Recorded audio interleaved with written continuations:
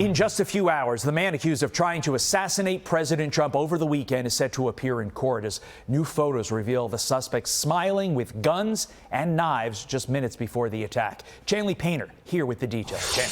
Hey, Todd, good morning. So at today's detention hearing, prosecutors will ask the judge to keep Cole Allen behind bars while he awaits charges on attempting to assassinate the president.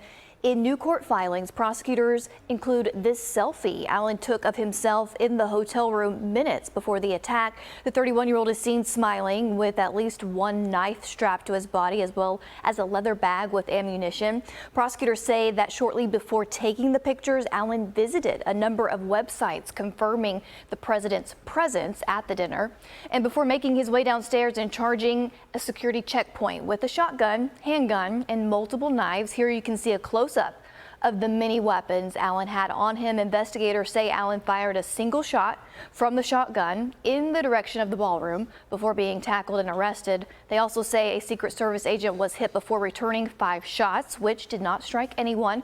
While the court filings are unclear on how the agent was struck, according to a report from CBS, that agent was not hit by friendly fire. Do you expect any changes to U.S. Secret Service moving forward?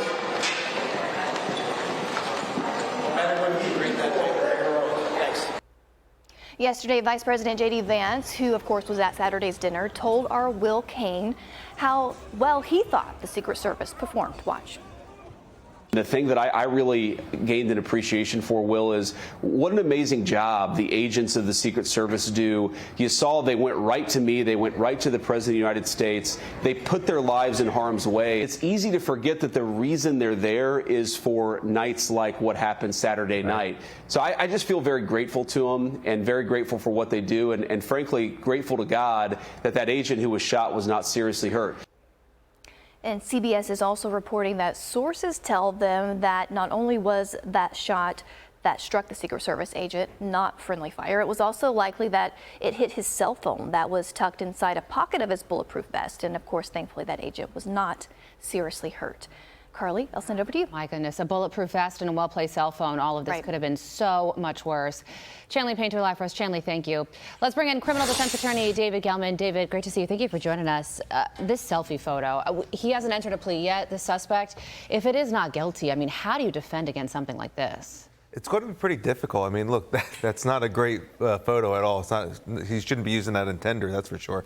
But if you think about it, this all shows that, number one, this is premeditated. This was just a horrible act to begin with, and he took steps to make sure that he got close enough to the president and other members of the cabinet to try to actually execute his disgusting, horrible plan. So I don't know how you're going to be able to defend against it. He's probably going to use some type of mental issue. I don't think that's going to be able to work, though, because the preparation that he did. Remember, he staked out the president. He looked at where the White House Correspondents' dinner was going to be. He traveled across country on a train with weapons and all these different things to prepare to do the horrible act that he tried to do. Yeah, and the round that struck the Secret Service agent is now being reported as not coming from friendly fire. That's how it's being worded right now. Dive into that and how that impacts things. Well, it's going to be kind of big because think about it. He's the one who actually used a shot. All right, he shot, well, I think, 6 times they're saying, and that wasn't friendly fire, which is good because that was always the question in the beginning. Was this a friendly fire? Because you saw multiple agents were using their guns as well to try to stop this individual. Yeah, potentially 1 round from him and then 5 or 6 from the Secret Service agents in response to that. His court appearance today, what's going to happen? So it's a detention hearing. Now, if I'm the defense attorney, I'm probably going to just waive it. But I don't know what his public defender is going to do because there is no way he is going to be able to get out of prison today, out of the detention facility, because the judge is going to be looking at, number one, is he a threat? I think the answer is very clear. He tried to assassinate the president and other cabinet officials. So I think the threat level is incredibly high. So I don't think there is any way that he is going to be getting out today. The other thing that we want to talk to you about is James Comey, because he turned himself in yesterday and appeared in federal court after being charged with that 8647 Instagram post. Here's what the president said about the charge. Watch this. People like Comey have created tremendous danger, I think, for politicians and others. So he did not enter a plea yesterday. How do you see this one playing out? So, Carly, it's going to be interesting. James Comey, he's obviously a professional. He's an attorney, and he's got very good attorneys with him.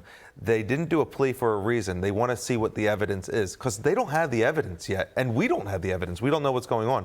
This is going to be a very long case, in my opinion, but the government has a ton of evidence. They got witnesses, they've gone through the phones and records, and they did a 10-month investigation on James Comey. At the end of the day, I think James Comey is going to have a lot of issues. Wow, so there's going to be even more evidence and pictures and statements other than that beach post that we've all seen. This is just the beginning.